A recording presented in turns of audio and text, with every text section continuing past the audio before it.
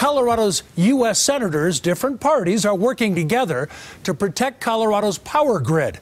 Our political specialist Sean Boyd explains how it might be vulnerable to an attack. A power outage in one part of the city lasting even a few hours can cause big problems. Imagine what an outage lasting days, even weeks would do.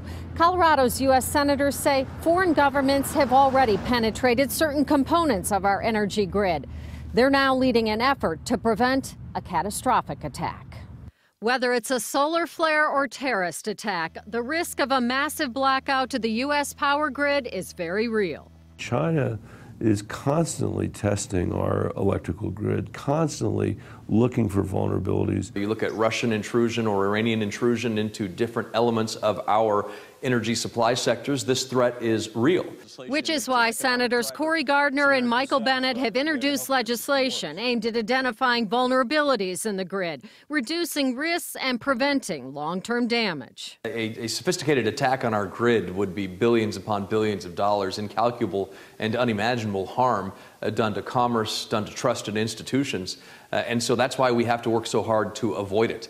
The bill directs the Department of Energy to assess weaknesses in state power grids, which are often owned and operated by several entities, provide financial and technical support to protect the grids, and conduct joint cybersecurity exercises with state and industry experts. We have to make sure that the information is in the right hands, that people are able to get the information out quickly, expeditiously, and that we have people with the kind of classified clearance they need to make right decisions on how to best protect our grid. Whether it's the financial sector, healthcare, or transportation, so much depends on a secure, reliable power grid.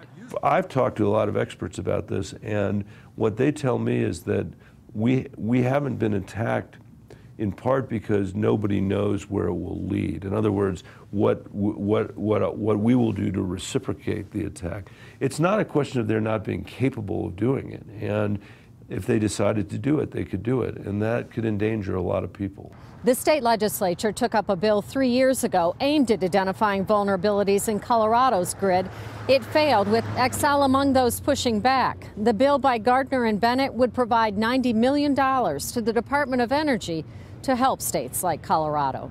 In Denver, Sean Boyd covering Colorado First.